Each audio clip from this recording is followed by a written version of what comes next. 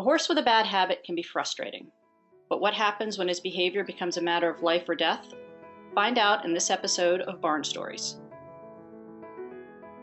Welcome to the Barn Stories podcast. I'm Lori Prinz, editor of EQUUS magazine. And I'm managing editor Christine Barakat. This podcast features our favorite essays and articles published in EQUUS over the past 40 years. Although EQUUS is known for articles on horse care and veterinary research, our editorial mission has always been guided by the bond that exists between horses and people. And each issue has featured a real-life story that celebrates how horses enrich our lives and touch our hearts. We've searched our archives, chosen the stories that resonated with our readers, and given them new life in this audio format. Longtime subscribers may recognize some of their favorite pieces. And if you're new to the EQUUS community, these stories will confirm that no matter what sort of saddle you sit in, a deep emotional connection to horses is something we all share. This story is a real nail-biter. Of course, I know how it turns out. I read and edited the story when it was published in EQUUS years ago, and I read it again when we selected it for this podcast. But I found myself on the edge of my seat when I heard it read aloud. The conflict in the story comes from a horse who doesn't like to be caught. I'm all too familiar with that situation and know that it can be infuriating. It is so hard to keep your cool when just a lesson or a trail ride is on the line. I can't imagine the emotions involved when catching a horse is a matter of life or death. Actually, I can imagine it because this story describes it so well.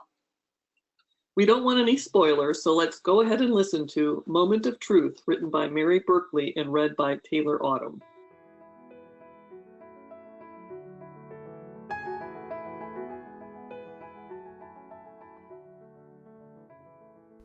I first saw Omar 4 years ago, when my friend and I drove up to a dusty corral in the middle of nowhere and found this extraordinary jewel of a black Arabian. "Oh my God, he's gorgeous," we both exclaimed.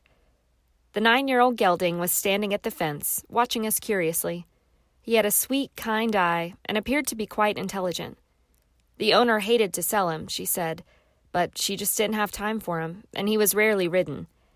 To fill the time, he was jumping fences, dismantling gates, and doing anything he could to relieve the boredom. He seemed easy to handle, and the next day I came back with a saddle, rode him, and bought him on the spot. I soon found, though, that Omar had one seriously bad habit. He didn't like to be caught, even in the confined space of the round pen where I kept him for the first few weeks. He'd bite at me and whirl and spin as I approached, and if I hesitated even a moment, he'd take charge and run. My timing, I discovered, was off. I hadn't owned a horse in quite a long time, and I had some catching up to do. Omar responded quite well to some round pen training techniques, and soon I was able to put an end to the biting. As I became a little more savvy, I was able to catch him, but still he'd always look at me, almost like a challenge when I came near. I realized I had a brat on my hands, and a smart one at that. Approaching him remained a bit intimidating, because I knew he could read me like a book. Circumstances soon required me to move Omar, and the only spot available was at a boarding stable that turned their 7 horses out every day into a 5-acre pasture. Now that he was free and with a herd, Omar almost emphatically wouldn't be caught. The rest of the horses had been taught to come at their owner's whistle. They'd all come thundering into her corral with gusto, except for Omar if he saw me or my car anywhere near. And he would look. Just a glimpse of me and he'd forsake the herd and gallop off alone. Many times I'd drive out there hoping to ride, only to spend hours hiking around the pasture just to give him a carrot when he'd finally let me near. It was discouraging and hard not to take personally. I was able to visit him more often when I moved him to a 2-acre pasture nearer to me, and it helped that I frequently stopped by just to give him a treat. But he'd run away if I had a halter and lead. Some days I dangled the halter from my shoulder, even when my intention was only to give him a carrot and walk away. But somehow he always seemed to distinguish when I wanted to ride. On those days, he'd sail across the pasture to the far end and stop, turning to watch me trudging through the tall grass. I'd get within 30 feet, and he'd sail back to the other side, wagging his head and practically dancing. I could almost hear him laughing at me. I learned better timing and body language. I never approached Omar directly. Instead, I slouched along, meandered around, walked past him, and never looked him in the eye. I also learned the nuances of his body language. If he raised his head, that meant goodbye, and I'd immediately turn around and walk away, which made him abandon the idea. I moved toward him again, and he'd sway back, then I'd sway back, and he'd move forward. For 2 years this went on, but he did improve. Despite our sometimes prolonged dance in the pasture, I was usually able to catch him when I wanted him, and it was worth it because once caught, he was always sweet and easy to handle and wonderful to ride. Finally, I was able to move Omar to a 1-acre pasture next to my new home, where we would work on our problem on a daily basis. I'd walk out the door just to pat him, give him a carrot, or brush him, all with no intention of catching him. Still, he'd be suspicious, and I could see him scrutinizing me, looking for signs, so I'd have to clear my mind of all intent when I did want to ride. He became much better, but he would often still have great fun running away from me. All things changed the night of the fire. It was April, and here in New Mexico, the winds are ferocious in the spring. I was out in the pasture with Omar, but couldn't stand the wind, so I went in. It was just 8 p.m. and getting dusky. I took off my boots and walked over to the west window to watch the sunset. A stream of orange stretched across the horizon. Only, instead of silhouetting the tree line, the glow sprawled across the ground in front of it. It was a wildfire, and it was less than a mile away, approaching fast. My mind emptied. Somehow, I got into my boots and out the door. As I raced to the barn for the halter and lead, the fire crowned the trees and engulfed the grasses in the 12-acre pasture next door. In 40-mile-an-hour winds, an 80-foot wall of fire was moving toward us at a speed I didn't dare think about. I didn't even look. I only had one purpose. Now, Omar, I thought, you need to let me catch you. This is no game. Our pasture was already filled with smoke as I flung open the gate. Omar was frantic, running wildly on the far side of the field. As I ran straight toward him, halter in hand, he got that "you can't catch me" look, and in all my adrenaline-drenched terror, I stopped. I centered myself and pleaded with him. I wanted to scream, but I just stood quietly and gave him my heart.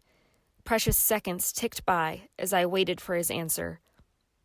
Finally, he stopped and stood still, and I threw the lead over his neck. He let me put the halter over his nose and tie it off, and we were off. The only way out was to run back toward the flames.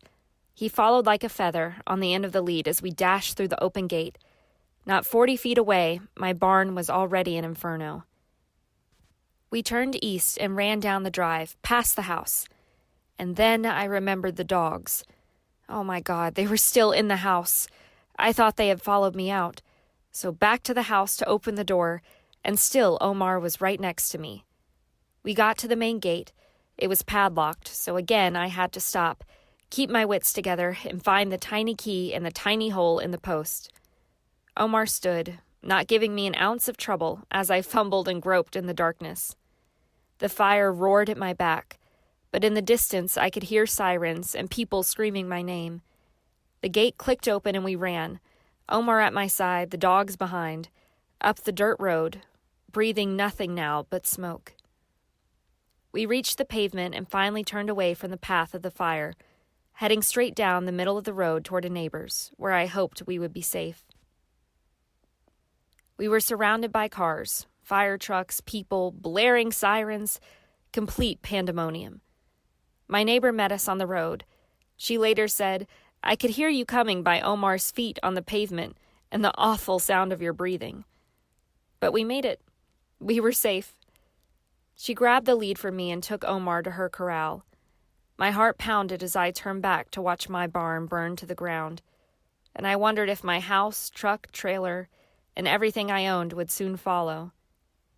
I couldn't see it then, through the darkness and smoke, but in fact the fire had already changed course.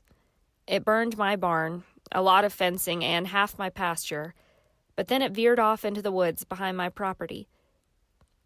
In retrospect, I realize how important it had been to work so diligently at teaching Omar to be caught. Of course, I would have done it anyways, but it turned out to be a matter of life and death. We still have our moments, but I've learned when to push him and when not to, hesitating and giving him a moment to gather himself in the face of a raging wildfire turned out to be exactly what he needed. Now when I want to catch him, I found that if I give him 5 to 10 seconds to consider the situation, more often than not, he'll just walk over to me. He's not an easy horse, but he's taught me to respect his need to have a say in matters. I don't always like it, and it makes me feel pretty puny on some days. But I'll always remember how, when it mattered the most, he trusted me. I hope that someday he will run to me, and I really think he will. We're improving all the time. Whatever comes, we're in it together.